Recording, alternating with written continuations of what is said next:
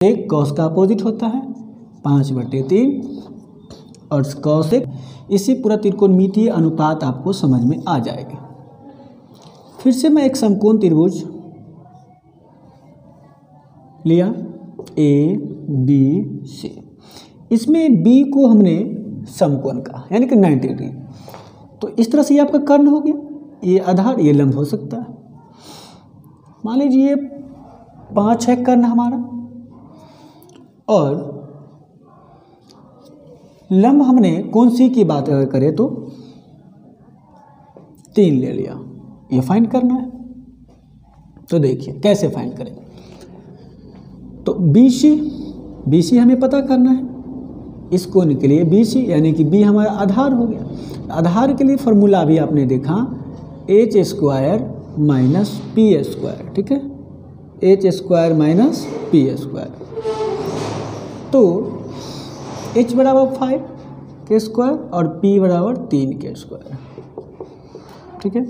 ये हो गया 25 - 9 यानी कि 16, और 16 का वर्गमूल होगा 4। इस तरह से b हमने फाइंड कर लिया 4। अब सवाल आपसे यहाँ पे इस तरह से पूछ लिया जाएगा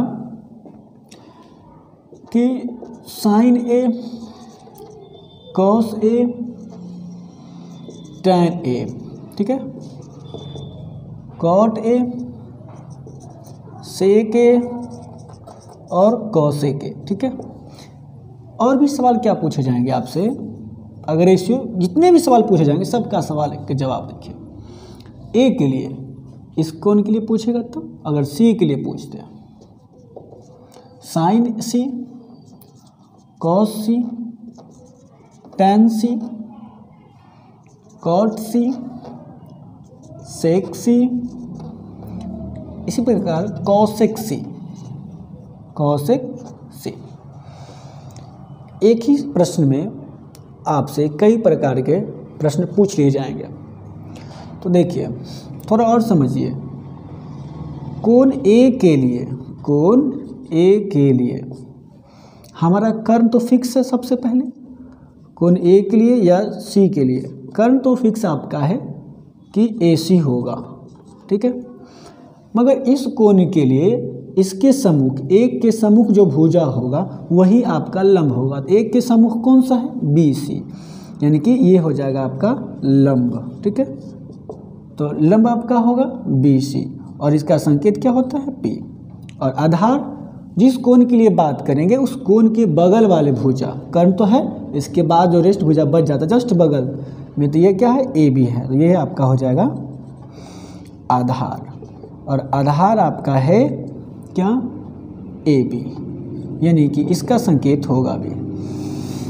इसी प्रकार से आप जानते हैं, अब देखिएगा कि कोण B के लिए, सॉरी B तो 90 डिग्री है, अब कोण C के लिए कोई भी न्यून कोण की बात होगी, कंसीडर हम लोग करेंगे न्यून कोण की।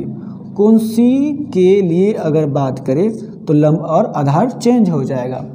कर्ण हमारा फिक्स है, कर्ण कभी भी परिवर्तन नहीं होगा, जब भी होगा तो आधार और लंब ही परिवर्तन होता रहेगा। तो कोण C के सम्मुख कौन सा भुजा है, AB, तो AB हमारा यहाँ हो जाएगा लंब, यानी कि P हो जाएगा। और उसके बाद जो आधार बच गया, एक भुजा बच गया, यानी कि जिस कोण के लिए बात करें C के बात करें, C के लिए बगल में कौन है, BC, तो BC हमारा हो जाएगा आधार। इस तरह से लंब और आधार परिवर्तन होते रहता है। जिस कोण के लिए बात करेंगे उस कोण पर ध्यान देना होगा। जैसे A के लिए हमने बात किया तो BC हो गया लंब, और C के लिए बात किया तो AB हमारा लंब हो गया।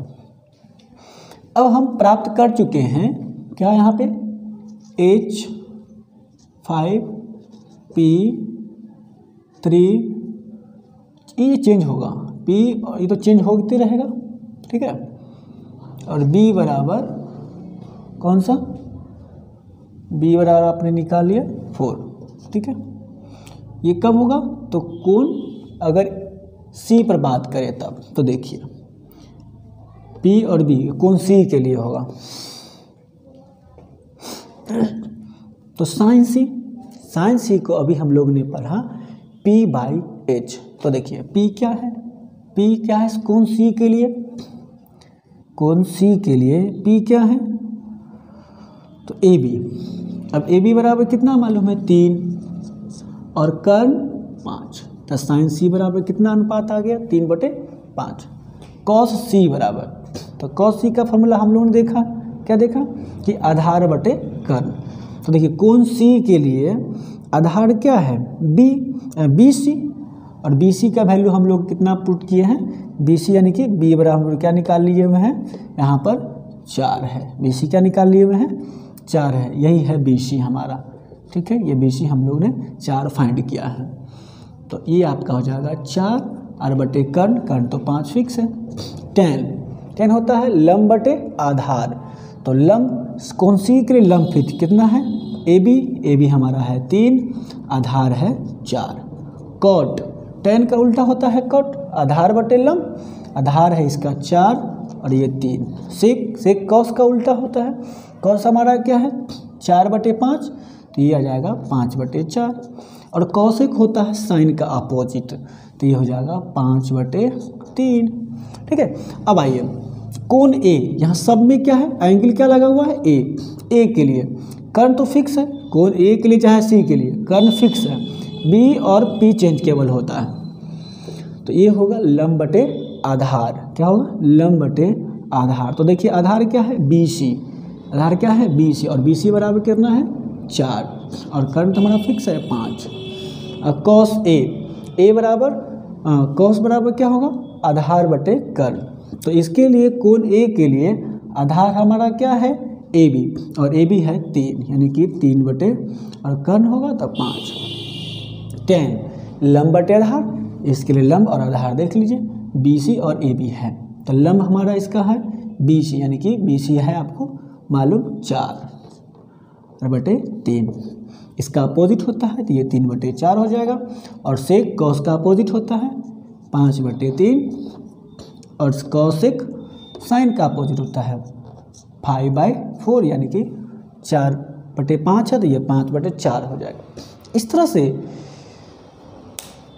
HPB में से कोई 2 दिया रहेगा तो हम इस फार्मूला को लागू करके त्रिक नियम को लागू करते हुए तीसरा भुजा हम लोग प्राप्त कर लेंगे। तीसरा भुजा प्राप्त करने के बाद कोण A या कोण C यानी कि दोनों न्यून कोण में से किसी भी कोण के लिए आपसे पूछ सकता है, किसी भी अनुपात का मान पूछेगा। तो हमने आपको दोनों न्यून कोण के लिए सभी अनुपात को बता दिया, ठीक है। तो ये कोण A के लिए और ये कोण